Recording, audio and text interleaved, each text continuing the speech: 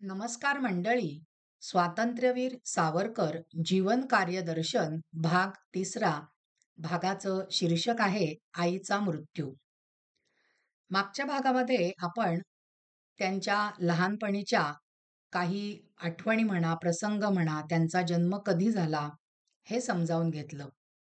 आजच्या भागामध्ये त्यांच्या आईचा मृत्यू कसा झाला, कधी झाला हे समजावून घेणार आहोत. शके 1814च्या ज्येष्ठ महिन्यामध्ये म्हणजे इसवी सन 1892 बर का, भगूरच्या आसपास महामारीची साथ सुरू झाली व हळूहळू तिने भगूर गावातही प्रवेश केला. पण ही साथ सावरकरांच्या कुटुंबावर झडप घालेल असं कोणाच्याही ध्यानीमनी नव्हतं. ज्येष्ठ महिना समाप्त होण्याच्या सुमारास घरात काही नैमित्तिक धर्मकृत्य उभं राहिलं होतं. या धर्मकृत्याचा दिवस उजाडला. त्या दिवशी सकाळपासूनच राधाबाईंना रेच होत होते. पण स्वतःच्या आजाराकडे शक्यतोवर कानाडोळा करीत राहण्याच्या हिंदू स्त्रियांच्या स्वभाव धर्मानुसार राधाबाईंनीही दुपारपर्यंत कोणाला काही कळू दिले नाही. म्हणजे घरामध्ये ते कार्य आहे, धर्मकृत्य ते करणं भाग आहे, म्हणून स्वतःची तब्येत ठीक नसताना सुद्धा राधाबाई तो संपूर्ण स्वयंपाक करत होत्या. स्वयंपाक होत असतानाही त्यांना एकवार बहिर्दिशेला जावे लागले. पण फिरून स्नान करून त्यांनी स्वयंपाक पुरा केला. पंक्तीत वाढता वाढता त्यांना एकदम भोवळ आली व त्या जमिनीवर पडल्या. त्यांना देवघरा शेजारच्या जागेत निजवण्यात आलं. त्यांच्या माहेरच्या मंडळींना तार करून बोलावण्यात आलं. पण दुखण्याला उतार पडण्याचं लक्षण काही दिसेना. आता सगळेच घरातली सगळीच मंडळी हवालदिल झालेली होती की आता ह्यांच्या दुखण्याला उतार कधी पडणार, आणि त्या बरी होण्याची काही चिन्ह दिसत नव्हती. दामोदर पंत जे होते विनायकाचे वडील, ते आपल्या पत्नीच्या उशाशी बसून होते. त्यांच्या डोळ्यातनं घळघळा अश्रू वाहत होते. आषाढ शुद्ध प्रतिपदेच्या दिवशी उजाडण्याच्या सुमाराला राधाबाईंचा मृत्यू जवळ आल्याची सगळी लक्षणं दिसू लागली. मंडळी, राधाबाईंना ग्लानी यायला लागली. राधाबाईंनी सर्व मुलांना बोलावून घेतलं आणि खुणेनं त्यांनी विनायकाच्या वडिलांना सांगितलं, खुणेनं सांगितलं कारण त्यांना बोलता येत नव्हतं, या लेकरांना सांभाळा असे दामोदर पंतांना सांगून काही क्षणातच त्यांनी प्राण सोडले. म्हणजे ग्लानी आल्यानंतर त्यांना एवढा थकवा आलेला की बोलण्याची सुद्धा ताकद नव्हती, पण सगळा जीव आपल्या मुलांमध्ये त्यांचा अडकलेला होता आणि म्हणून शेवटच्या क्षणी त्यांनी दामोदर पंतांना खुणेने सांगितलं की आपल्या या सगळ्या मुलांना तुम्ही सांभाळा, आणि त्या माऊलीचा त्या क्षणीच मृत्यू झाला.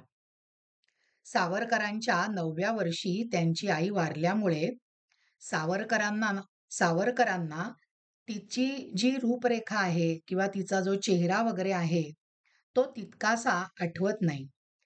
त्यांना तिच्या रूपरेखेचा विसर पडला आणि त्यांनी आपल्या आठवणीमध्ये त्याबद्दल लिहून ठेवलंय की माझी आई पुन्हा दिसली तरी मी तिला चटकन ओळखू देखील शकणार नाही.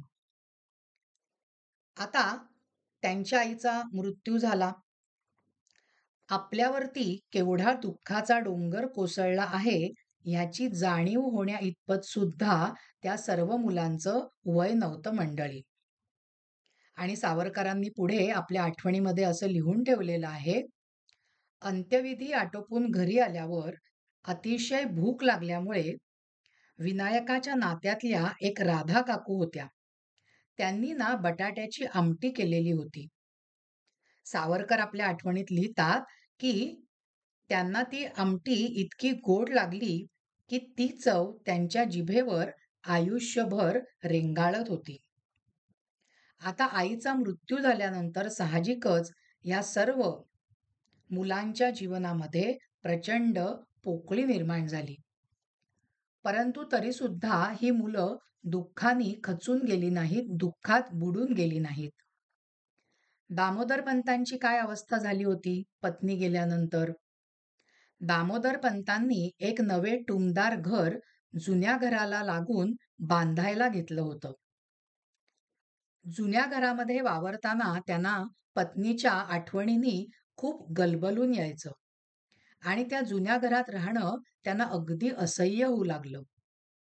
आणि म्हणून श्रोते हो, त्यांनी आपलं नवं घर झटपट बांधून पुरं केलं आणि आपल्या मुलांसह ते त्या नवीन घरामध्ये राहायला गेले. आता या जुन्या घरी त्यांचे बंधू म्हणजे बापू काका, विनायकाचे काका एकटेच राहायला लागले. ज्यावेळेला पत्नी गेली त्यावेळेला दामोदर पंतांचं वय साधारणतः 40-42 वर्षांचं होतं. म्हणजे तसे ते तरुणच होते, अगदी काही वृद्धावस्थेला गेलेले नव्हते. पदरामध्ये 4 मुलं होती. त्यामुळे साहजिकच त्यांना सगळेजण दुसरं लग्न करण्याचा सल्ला देऊ लागले. पण दामोदर पंतांनी तसा विचारही मनात कधी आणला नाही मंडळी. एखाद्या वेळी आई सुद्धा करणार नाही, इतक्या ममतेने, आपुलकीने त्यांनी आपल्या मुलांचं पालन पोषण केलेलं आहे. एकीकडे दामोदर पंत स्वतःचा व्यवसाय सांभाळत असताना ते दुसरीकडे घरामध्ये स्वतः स्वयंपाक करायचे. रात्री सर्व मुलांना आईच्या मायेने थोपटत थोपटत झोपवायचे. सकाळी उठवून मुलांना अंघोळी घालायचे.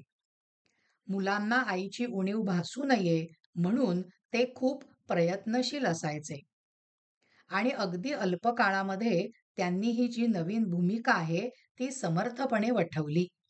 म्हणजे एकाच वेळी वडिलांचं कर्तव्य आणि एकाच वेळेला आईचं कर्तव्य, आईची माया अशी एकाच व्यक्तीमध्ये त्यांना 2 नाती जोपासावी लागलेली आहेत आणि ती भूमिका त्यांनी अगदी मनापासून जबाबदारीने पेलली आहे आणि आपल्या मुलांवरती आईची सुद्धा माया केलेली आहे.